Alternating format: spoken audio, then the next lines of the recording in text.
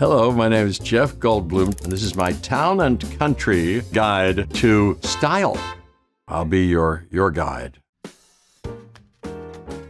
What are your signature fashion staples? Hey, good question. I did not prepare myself for that. What would be my signature fashion staple? If it were a snake, it would have bit me. There's my Cartier watch that I like a lot. It's a little tank watch that I invested in a few years ago. It's my go-to watch right now. So if I understand this staple business, I think that's a staple. It has nothing to do with the staple singers or the Staples Center, but this is a staple of my wardrobe. Also, of course, my wedding ring. I cherish. I'm only taking it off to look at it again myself.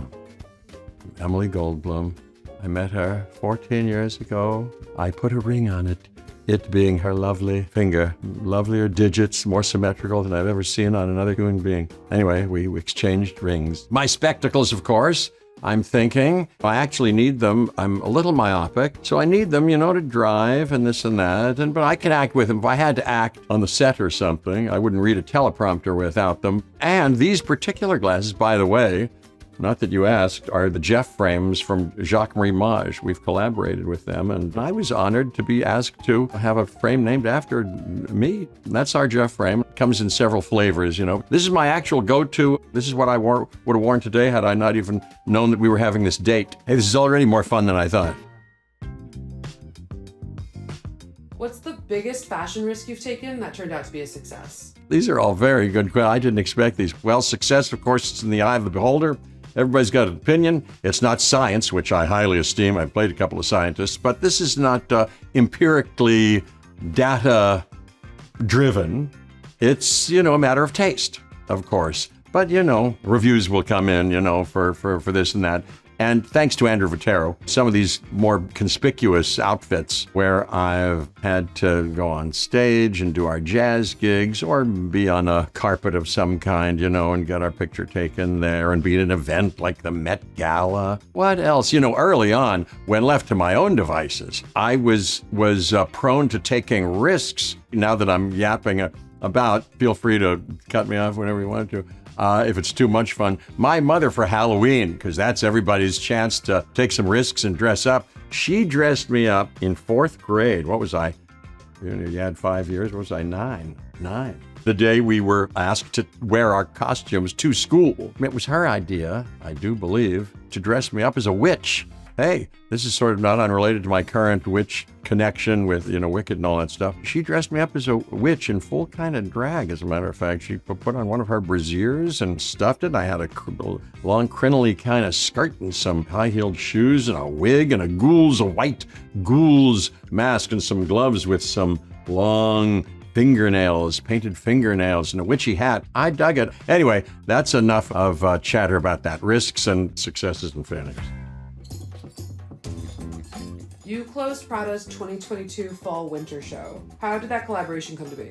Yeah, it's one of the highlights of my life. I was on the runway with Kyle MacLachlan and several other very beautiful models of every stripe. Andrew Vitero has transformed my style approach. About 10 years ago, I met him. Who's that slamming the door? Did you hear that door slam? Now you can see that and hear that. You can include the door slam because somebody, in fact, just slammed a door. I hate when they do that. So lose their temper. Hey, what's that song?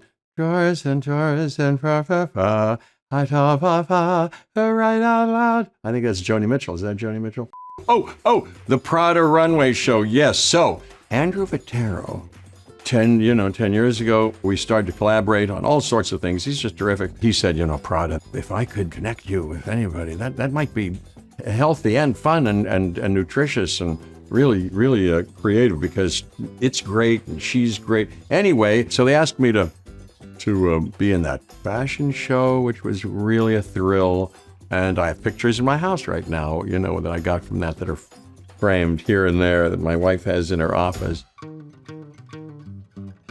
Okay, talk to me about your love for trench coats. Trench coats. I wore a trench coat today. We're here, I don't know if you know, it's probably related. We're here doing Town and Country, the wonderful people in Town and Country, and we took some pictures. Anyway, yeah, I wore a trench coat today. I have I think it's a Celine classic khaki double-breasted trench coat that is stylishly slim I've worn that and had some other pictures taken of me in that. But then I got another one made by somebody else that's kind of stylishly floppy and oversized. I've gotten a big kick out of wearing that. Then Prada, for one thing or another, I believe gifted me with a black trench coat that I'm wild about, that I cherish, that's sitting right there. And let's stop there. I don't want to paint myself as a too luxurious a character. How involved are you typically in your character's wardrobe? I've worked, like I say, with some great costume designers. For instance, let's take Milena Canonero. I wasn't involved really at all. I lend myself, and they put something on me, and I start to play the character and start to move like the character, and so they see me do that. So that's a little bit of a collaboration. How'd the iconic Jurassic Park shirtless scene come to be? Was that your idea? I've been asked that before. How am I shirtless? Or it wasn't really shirtless. It's a little bit décolletage. Is that the right word? Maybe so. Wear a button or two is unwisely undone. I remember that one day we were doing that scene with the great Richard Attenborough, and I think at the last minute, I can't tell you as I sit here whether it was me or Steven Spielberg. I don't think it was him. Said, Jeff, a little more. I don't think he did that. Nor do I think that I went, I know what I'm going to do. Hey, I hope nobody notices. I don't think it was anything like that. It just happened. We were trying to seriously fulfill the needs of the story and the character. So I don't know how it happened. How has your red carpet style changed from your first premiere for Jurassic Park to now? Wow. You say there was a premiere? Yes, I remember some for Jurassic Park in 1993. We went to London where we had I think it was the Natural History Museum. There we had a showing that Lady Diana attended. Oh, I remember what I wore for that because pictures were taken. And Sam Neill and Mr. Steven Spielberg and, Laura Dern. We were there, and I remember the princess was one seat over from me. And I met her, and that was thrilling. And, I watched her seeming to enjoy the movie, and that was great. How has your approach to red carpet fashion changed over the years? Well, this last, as we sit here, I don't know when you're consuming this, but the first Wicked movie came out, last November. It's now 2025, and the next one of this year, 2025. Perhaps you're interested in what I wore last year. Well, that was as I knew those ladies were going to be dressed up, and Jonathan Bailey and Michelle Yeoh.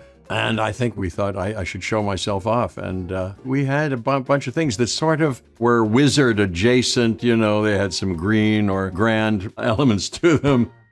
Well, I'm long-winded. I apologize already. I'm a chatterbox.